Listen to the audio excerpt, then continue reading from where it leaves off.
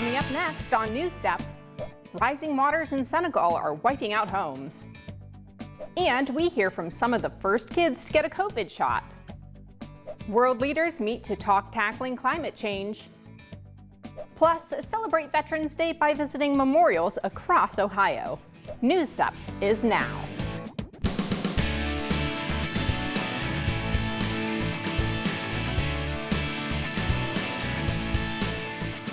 Finally, it's your turn. Hello, everybody. I'm Margaret Cavalier, filling in for Rick Jackson. Thanks for joining us. Roll up those sleeves, because a COVID vaccine for kids is out now. The Food and Drug Administration and the Centers for Disease Control and Prevention gave the green light to the Pfizer COVID-19 vaccine for children ages 5 to 11. Like the vaccine for older patients, it requires 2 shots given at least 21 days apart.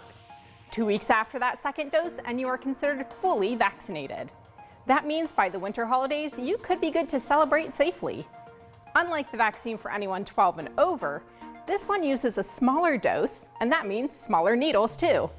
Britt Conway was there when some of the first kids in the country got the vaccine.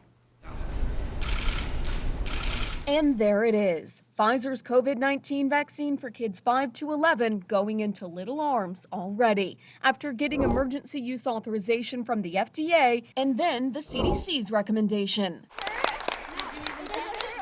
These kids in Connecticut lined up for their first shot Tuesday night. That's a big step into making the world normal again, and so we all don't need to wear masks, and for everyone to be safe and healthy. The same night, the vaccines arrived at this Ohio hospital. Right there is 1,000 doses of the pediatric vaccine. And at this hospital in Texas. And Pfizer is packing up and shipping out millions more. There are about 28 million kids 5 to 11 who are eligible to get vaccinated now. I was pretty nervous, but then I said to myself that night, I have to do it to protect the world. I'm Britt Conway reporting. Thanks, Britt. President Biden's administration plans to work with schools, pharmacies, and pediatricians to administer the vaccine. He called the vaccine's approval a great day for American parents and American families and American children. Biden has also been busy attending COP26. COP stands for Conference of the Parties. It's a United Nations gathering of world leaders focused on slowing climate change and decreasing greenhouse gases. Greenhouse gases are gases in the Earth's atmosphere that trap heat. Human activities like burning fossil fuels for energy create many of these gases. Too many greenhouse gases can result in the globe warming up more than is good for it. Max Foster has the details from the conference in Glasgow, Scotland. Max? World leaders are bumping wrists and rubbing shoulders in the Scottish city of Glasgow. But success here will mean difficult and painful compromise if they're to agree a deal to curb global greenhouse gas emissions. The host, British Prime Minister Boris Johnson, opened the COP26 climate summit with a stark message. There's no time to lose. It's 1 minute to midnight on that doomsday clock, and we need to act now. If we don't get serious about climate change today, it will be too late for our children to do so tomorrow. The nations represented here have been given an ultimatum: agree and execute concrete measures to stop global temperatures rising more than 1.5 degrees Celsius or face grave consequences. Enough of killing ourselves with carbon. Enough of treating nature like a toilet. Enough of burning and drilling and mining our way deeper. We are digging our own graves. After years of failing to tackle global warming, climate campaigners calling for change in Glasgow are angry and sceptical. Some asking whether the promises made here will be hot air. US President Joe Biden pledged America, one of the world's biggest carbon emitters, would lead the way. We'll demonstrate to the world the United States is not only back at the table, but hopefully leading by the power of our example. That's why my administration is working overtime to show that our climate commitment is action, not words. This is the moment of truth, but expectations are low and some key global figures are absent. The president of China, the world's biggest carbon emitter, sent only a written statement saying, quote, his country would rein in the irrational development of energy-intensive and high-emission projects. By 2070, India will achieve the target of net zero. A sobering wake-up call came from the Indian Prime Minister, Narendra Modi, who set 2070 as India's target to reach zero carbon emissions. That's decades later than other polluters, pointing to how difficult the process would be for developing nations. The Queen, seen here at home in Windsor, didn't attend on instruction from her doctors sending this video message. I, for one, hope that this conference will be one of those rare occasions where everyone will have the chance to rise above the politics of the moment and achieve true statesmanship. It's billed as the last big chance to address the climate crisis. Whether leaders will meet the challenge, though, is yet to be seen. Max Foster, Edinburgh, Scotland. Thanks, Max. For folks living in the coastal towns of Senegal, the climate crisis has already arrived. Let's take a spin around the globe to the location. Salam alaikum. Welcome to the northwest African country of Senegal. The country is hot and humid with low rolling plains. It's named after the Senegal River that forms its northern border. About 16 million people call the presidential republic home, and most of them are of the Muslim faith. The country is pretty poor. Mining, fishing, construction, and tourism drive its economy. So when the ocean waves started creeping up on Senegal's coast, it impacted more than just days in the beach. Fred Pleitkin spoke with the folks there about the problem. The fishermen's lives have always been tough here in Saint Louis in northern Senegal, fighting for survival on the harsh Atlantic Ocean. Now, because of climate change, the sea that has always provided for their livelihood is destroying their existence. Sheikh Zar and his family live in what's left of their house, half destroyed by a storm surge, knowing full well the rest of the building could be washed away any time.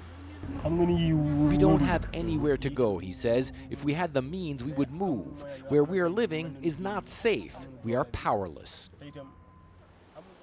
Because of its geography, Saint Louis is known as the Venice of Africa, a UNESCO World Heritage Site, once the capital of Senegal, now facing attrition due to the global climate emergency as erosion takes its toll on the historic buildings and the people dwelling in them. Fishing is a profession that spans generations here in Saint Louis, but thousands of fishermen and their families have already been displaced by global warming as rising sea levels have destroyed many houses here on the coastline. There is nothing left of where fisherman Abdoulaye Touré's house once stood.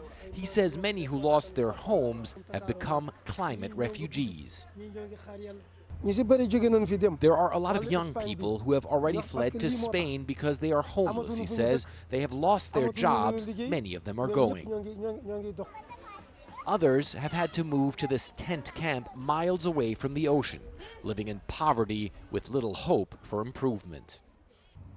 Rising sea levels are a threat to coastal areas around the world, already causing an increase in severe flash flooding and storm surges, like in the New York and New Jersey area after Hurricane Ida in September. The world needs to act fast or risk having to completely abandon some coastal regions in the future, especially in the U.S., says climate scientist Anders Lieberman. The entire east coast of the U.S., because of changes in the ocean currents, sea level is rising twice as fast at the east coast of the U.S. than globally. What is a dangerous projection for the world is already grim reality here in Senegal, where the ocean that has defined the lives in this community for so long is now drifting them into an uncertain future. Thanks, Fred. While climate change's rising waters are pushing the Senegalese out of their home, its warmer waters are making it easier for aquatic plants to find new homes. I'm talking about invasive species in Lake Tahoe. An invasive species is a plant, animal, or other organism that is not native to an area and creates a threat to an ecosystem. The weeds are growing where they aren't welcome, and what's good for them isn't so good for the rest of the ecosystem. Scientists think climate change is making the problem worse. Kristen Simoes spoke with experts about what's happening. The Tahoe Keys. It's ground zero in the fight against aquatic invasive weeds that environmental groups say pose a dire and growing threat to all of Lake Tahoe. This threat that is in the Tahoe Keys and some other marinas around the lake is now spreading. And climate change, which is making Lake Tahoe's waters warmer, makes it more hospitable for these plants to call the shoreline home. Masses of weeds cover as much as 90% of the Tahoe Keys channels, getting caught in boats and changing the lake's ecosystem. Expensive harvesting equipment and daily sweeps are currently used, but scientists say they're not fixing the problem. Now they're unveiling a new testing system, a desperate attempt to control a problem they say threatens the entire lake. Not just the Keys, this is also spread into the lake, into Lake Tahoe proper. So the objective of the CMT test plan that we're working on is to not only develop better methods for the Keys control, but also to protect the lake. Those methods include the use of herbicides and a UV light system and are now in a public input stage. They're hoping to gain approval to begin testing next spring. And without a testing, we know what the future of Lake Tahoe could look like, which is green and murky, and that's not what we want. In the meantime, that's exactly what tourists are beginning to see on beaches that are miles away from the Tahoe Keys. Anything that's threatening to this lake is definitely concerning for everybody. It's such a big draw for people from all over the world. Scientists who have been studying these waters for decades say it's too late to eradicate the problem, but they're optimistic this testing may be a chance to manage it. Thanks, Kristen. We've got a spot on science about invasive plants in Ohio, too. I'll link it beneath this episode on the NewsDepth website. Well, turning to clean sources of energy is one way to cut down on greenhouse gases and thus stop climate change. Last episode, we asked what examples of green energy you see in your neighborhood. Let's take a look at the results from that poll. Oh no, 71% of you haven't seen any clean energy in your neighborhood. But 20% of you have seen electric or hybrid cars. Well, how about we turn to some happy news? There have been plenty of recent cultural celebrations to report. Did you know November is Native American Heritage Month? In 1990, President George H.W. Bush designated the month as a time to recognize the sacrifices, contributions, and achievements of Native American people. President Joe Biden released a statement this year saying Native American roots are embedded in our land. He said, as a country, we should uphold our treaty responsibilities and recommit to strengthening Native sovereignty. To honor Native Americans this month, you can learn about the tribes that called Ohio home. I'll leave a link to our Know Ohio About It online too. Now last week, Hindus, Sikhs, and Buddhists across the world celebrated their Festival of Lights, Diwali. During Diwali, more than 1 billion people worldwide exchanged gifts, spent time with loved ones, feasted, and prayed. They celebrate the triumph of light over darkness, good over evil. This year's main celebration took place on November 4th. But the date changes each year based on the Hindu lunar calendar. And in Mexico, Dia de los Muertos, the Day of the Dead, was held on November 1st and 2nd. It's a yearly celebration to remember and honor loved ones who have died. The holiday is a colorful and lively event, even featuring a parade in Mexico City. Families gather in cemeteries to dance and sing and build altars known as ofrendas, of photographs, bright marigold flowers, and special food, drinks, and tokens that were cherished by their lost relative. For this week's question, we want to know, what cultural celebrations do you participate in? Be sure to share what traditions are the most meaningful or enjoyable for you. And now time for our NewsDepth celebration of Veterans Day. We told you about the holiday last week. November 11th is a time to honor and celebrate members of our military, including my dad, brother, and grandpa. Now let's hear about veterans in your life by opening up our inbox. Sophia from Kinzer Elementary in Strongsville wrote, "My special veteran is my cousin Clint. He serves in the U.S. Navy. Clint is special to me because he has sacrificed himself for our country, and I'm so glad to have someone in my life who would do that." Here's a letter from Adam at Claggett Middle School in Medina. "A veteran in my life is my mom, and she was in the Air Force. She used to be on or do missions like taking down or shooting other air pilots or teams and killing them or severely injuring them. She also was well known in the Air Force for doing good deeds or helping people. I try to thank her every Veterans Day. That is a veteran in my life." Madison from Revere Bath Elementary in Akron wrote, A veteran in my life is my dad. He was a Marine. He is a special Marine to me because he served America for 4 hard years. He is the best dad I could have asked for. Bryce from Corpus Christi Academy in Lyndhurst wrote, "The veteran in my life is my big brother, Joey. My brother served in the United States Navy. My brother is in California right now and I miss him. He is a very kind person. I love him so much. He is very smart and a good person. My big brother, Joey, is the veteran in my life." Finally, here's one from Dahlia at Freedom Elementary in Westchester. "My dad, Jeffrey, is a veteran. He was in the Air Force. He had to jump off planes and fix planes. One time, we went to an Air Force museum and he found a plane that he fixed. He is the best stepdad in the world." Great answers, everyone. Another way to celebrate Veterans Day is to visit a Veterans Memorial. Ohio is home to plenty of them. Mary takes us on a tour of a few in this week's Know Ohio. Mary?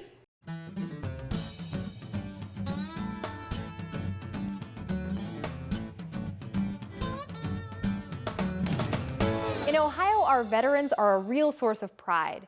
Brave men and women from the Buckeye State have served in every major conflict in our country's history, and we've found many ways to honor them over the years, dedicating monuments, parks, and bridges to them. One such monument lies right in the heart of downtown Cleveland. The Soldiers and Sailors Monument was built in 1894 to honor the Civil War soldiers and sailors from Cuyahoga County. Its designer, architect, and Civil War veteran Levi Schofield was so passionate about the project that he worked on it for over 7 years without compensation and used much of his own money to create it. This 125-foot tall monument features lifelike bronze statues representing the 4 branches of the Union Army: the Navy, Cavalry, Infantry, and Artillery. And it's topped with a bronze Goddess of Liberty statue representing loyalty to the United States. But this monument has a little surprise that at first glance you might not notice. It actually has an inside, which is possibly even cooler than the outside. The room inside is lined with marble tablets listing 9,000 Civil War veterans from Cuyahoga County. There's also 4 bronze sculptures depicting different periods of the Civil War, as well as busts of famous Colonel James Barnett and officers killed in action. Schofield's monument was fully restored in 2008 and is a prominent part of the recently renovated public square. Further down south in Clinton is a park consisting of a series of monuments all designed to honor another generation of veterans, those from the Vietnam War. The park features a 125-foot long black granite wall with the names of the 3,095 Ohioans lost during the Vietnam War. Close to the wall are stone statues depicting Gold Star parents, parents of soldiers who were killed in war. The newest installment at the park honors Ohio's Medal of Honor recipients. The Medal of Honor is considered the highest military honor given in the United States, and over 300 Ohioans have been awarded the honor. Several Medal of Honor recipients were on hand at the dedication ceremony of the memorial, including Ohio's Herschel Woody Williams, the last living Medal of Honor recipient to fight in the major Battle of Iwo Jima during World War II. Speaking of World War II, did you know that one of the largest memorials to World War II veterans outside of Washington, D.C. is in Ohio? For a long time, the servicemen and women of Marion County were commemorated only with a deteriorating wooden structure outside the courthouse. But a small group of citizens knew the veterans deserved better, and the committed group raised money to build the World War II Memorial at Marion Cemetery. There, the names of local men and women who aided in the war are inscribed on an awe-inspiring black granite structure. On the back of this World War II memorial is a line that I think really sums up our veterans. They sought no bounty, leaving peace in their footsteps. Thanks, Mary. For this week's poll, we want to know, does your hometown have a Veterans Memorial? Head online to choose either yes or no. Now in Medina, a recent high school grad wanted to make sure that soldiers who attended his alma mater are recognized and remembered. An alma mater is a school or college that someone has attended. Maybe you recall the NewsDepth A Plus we gave last year to Hudson Louis? Well, we've got more on his story for you. Our Jenny Hamill reports. Jenny? Over 45,000 local veterans are buried at the Ohio Western Reserve National Cemetery, united by their ties to the area, their service to our country, and by this tranquil place in Seville that serves as their final resting place. Among those who come to pay these service members their respect is 18-year-old Hudson Louie, who just graduated from Medina High School. He may seem like an unlikely visitor, but this teenager feels a deep connection to these men and women. It's very humbling, because each step you're walking into a new area of people who have just, again, laid down their lives to keep us free. And sometimes I even forget what they've done. And I hope that your everyday American can at least take the time and understand what they went through. Hudson's admiration for these veterans and curiosity about who they were has evolved into a passion project. Over the last several years, he's researched and learned the stories of thousands of veterans from Ohio. He's researched Devin Grella of Medina, who at the age of 21 died in Operation Iraqi Freedom in 2004. Devin was a private first class in the U.S. Army. Right out of high school, he enlisted in the U.S. Army, probably right after 9/11. And he graduated from Medina High School in 2002, I believe. He was in a convoy in Iraq, and they were hit by an IED, and he was one of the few that were killed there. He has earned the Bronze Medal Star, the Purple Heart, and he was killed in action. Hudson wants to make sure people like Grella are honored by their alma mater. So he went to Medina High School administrators with an ask. Could they help him get plaques made for Grella and every service member who went to Medina High who later died in service?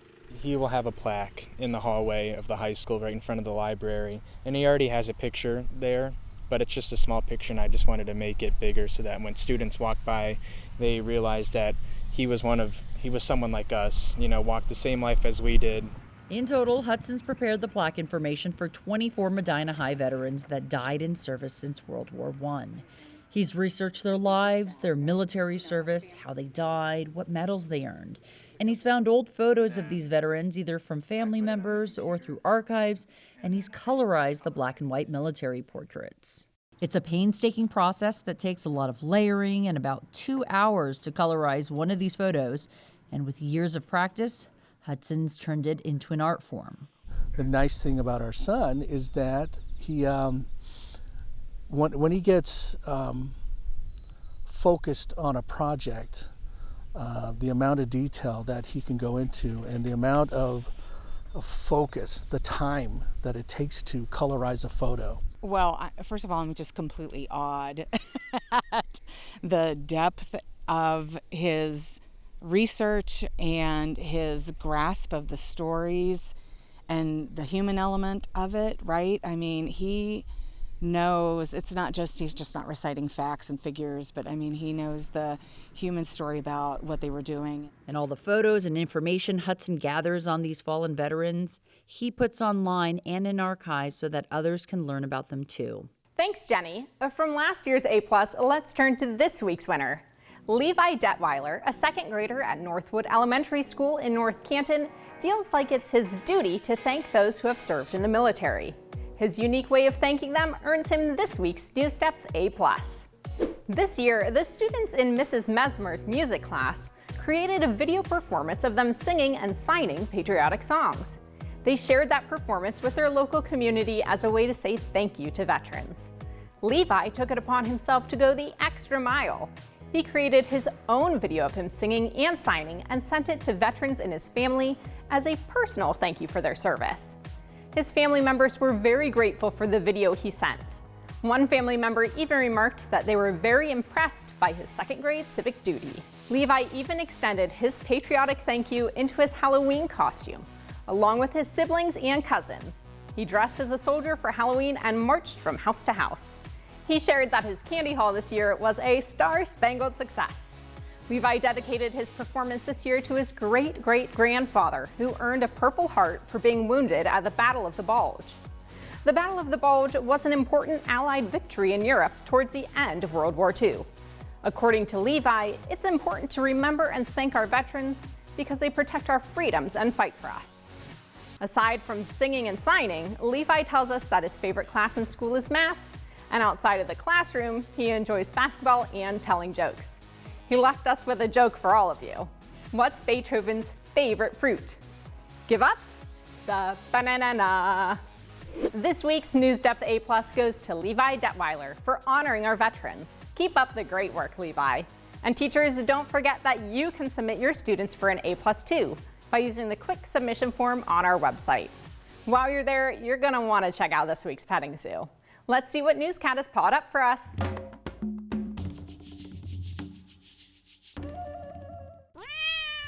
Hey there, Newscat. Dreaming about lunch? That's enough now. Did you find us a story? Oh, I see. Newscat, that's a ladder for fish, not a platter of fish. It helps migrating salmon. To find out about these tailed travelers, head on over to our website and click the petting zoo button. Thank you, Newscat. And now, as always, we want to hear from you. And there are plenty of ways to stay in touch. You can write to us. We're at 1375 Euclid Avenue. That's Cleveland, Ohio, zip code here, 44115. You can email us at newsdepth@ideastream.org, or you can tweet us. Our handle is @NewsDepthOhio. Plus, you can catch all of our special segments on YouTube. Hit subscribe if you're old enough so you don't miss out on any of our new videos. Thanks for joining us. I'm Margaret Cavalier. We'll see you right back here next week.